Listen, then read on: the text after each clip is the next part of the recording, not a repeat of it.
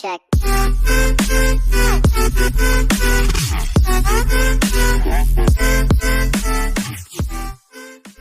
E3, the biggest stage for gaming that just stands for and embodies everything it means to be a gamer.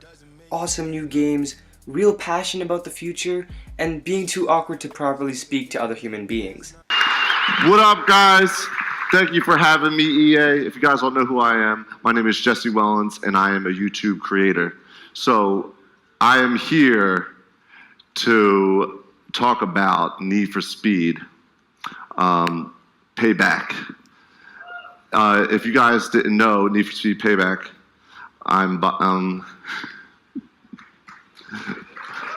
yeah, it's a great game. This year's E3 wasn't really historic. I mean, Sony had a good conference that housed a lot of games that we knew would be there, but only a couple of small surprises, and no mention of a couple games that we really thought for sure were gonna be there, like Sucker Punch's new IP.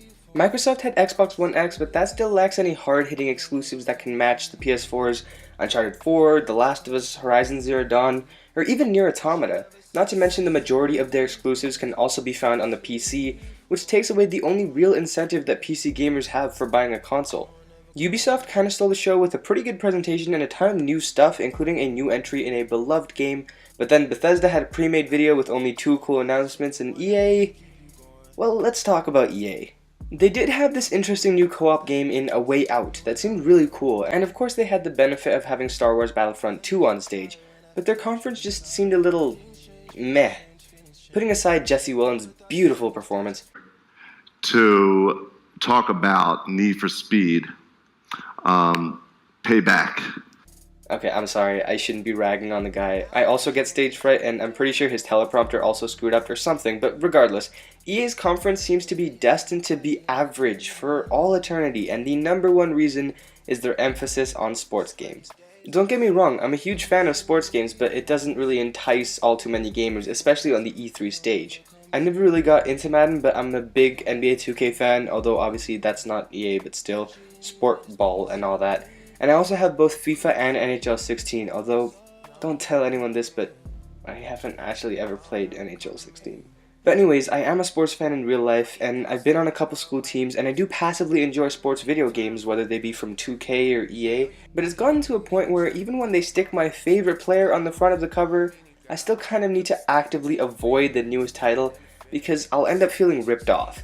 But am I just being irrational here, or do the new entries actually end up feeling half-baked and like absolutely blatant cash grabs? Well, let's take a look. Before I go any further, I just want to say some people do only ever play these games, and for them, wanting to be up to date and play this stuff with their friends, I mean, you guys are obviously gonna buy each new entry, and that's okay. It's a lot like how some people who have money and always want the latest thing always buy the newest iPhone. It doesn't matter if there's not a huge jump, they just always want to buy the newest version. This video isn't to say that you guys are right or wrong, it's mainly just geared towards people that are more average who are contemplating buying new entries but are pretty on the fence. So don't think if I'm harsh on the games that I'm bashing you guys. I'm just looking at it from a purely objective standpoint and wondering if the changes they make every year on these things warrant the full retail price point. No disrespect intended. It's no secret that a new sports game drops every single year. EA dominates the NHL, NFL, and FIFA fronts, but 2K is basically untouchable for basketball, although EA keeps trying and failing to take it down. Each new game is a simulation of your version of what will happen next season, which means the fall of 2017 releases are called FIFA 18, NBA 2K 18, etc. And as a whole, most sports games have adopted the same sort of game modes at this point. A big one is career mode, which for the longest time you would just be playing the sport as a player on a team and going through seasons, possibly being traded, etc. But recently it's been infused with actual stories that the creators made about players entering the league and rising up, and the possible struggles and changes, both good and bad, that they go through on their path to fame.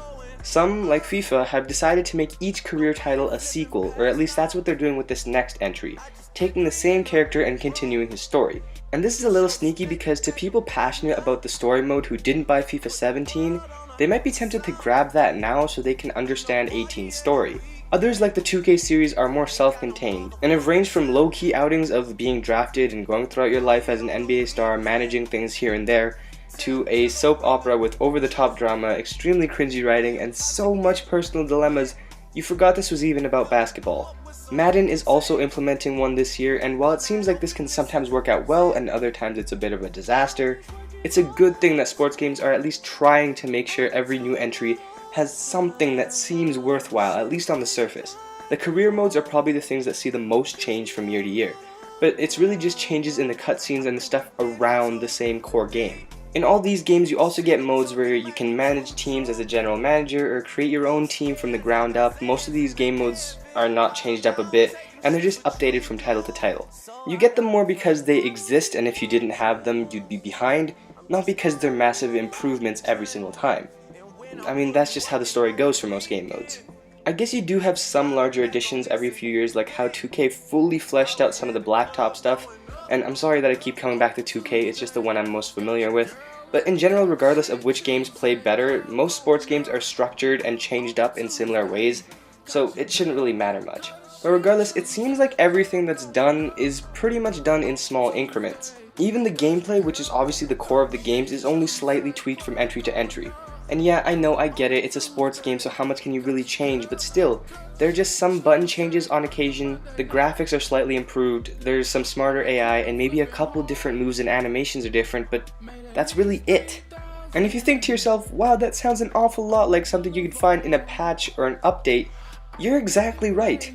A lot of those things could easily be implemented through free patches and updates, but instead they just change the number and slap a $60 price tag in front of it. If you think about how much really changes between titles, it's not much at all, and it leaves fans feeling a little bit cheated, and kind of rightfully so, especially when some people don't care about the story around the career modes, and just want to play basketball, or football, basically anything besides watch random corny cutscenes. Some people do enjoy them, sure, but is it $60 worth of enjoyment? I don't think anyone would say that. And you might say, okay, but we can still see the same thing in other yearly releases like Call of Duty. And while yeah, a lot of those games can be uninspired and not bring too many changes, I'd still argue that in gameplay alone, combat and traversal can change at least a little bit from time to time, and the change is a lot greater than what you see in a sports title. And besides that, you sometimes get new modes, or at least more refined modes like what Black Ops 3 did with zombies, and full campaigns that are usually in the decent to good range, some even being pretty great, unlike most sports games that have very skippable cutscenes. And that point is driven even further home when you realize you can't even skip those very skippable cutscenes, and that's just ridiculous. If all these amazing games give you options to skip their cutscenes if you want, why don't we get to do that when Spike Lee decides to turn a basketball simulation into a hood version of the poor man's Grey's Anatomy?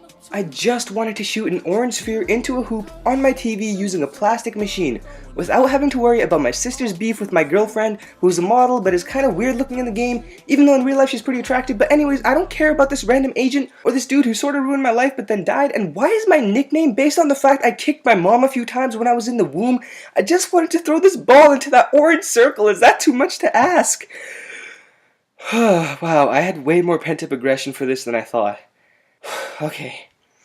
Anyways, honestly, I'm not a huge fan of Call of Duty doing the yearly thing either, but at least it somewhat changes things up and has the ability to change the scenery and the storyline and the guns and the time that it's set in, all of that. It's not really the developer's fault that sports games don't have the ability to change things up as much, since there's only so much you can do with one of those games, but it is the developer's fault that they continue making yearly entries that don't need to be there and charge $60 for a tacked-on story and an update that could easily be summarized as minor bug fixes.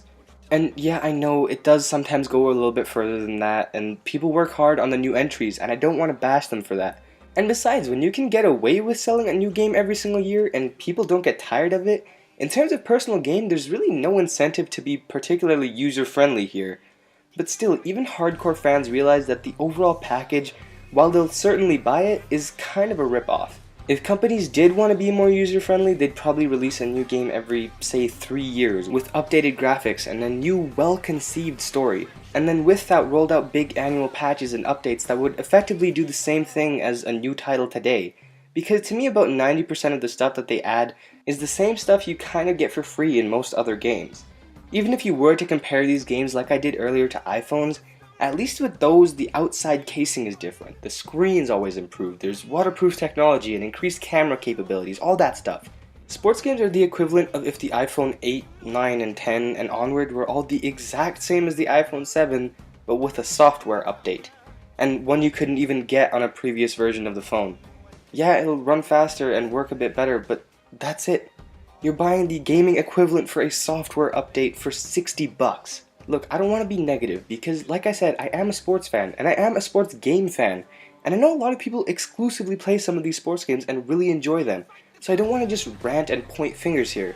I just think it's a bit of an unfair system for consumers, and it's upsetting to see the trend that sports games are taking, that on average it seems like in a few years the only thing that'll even change is the number on the disc and the player on the front.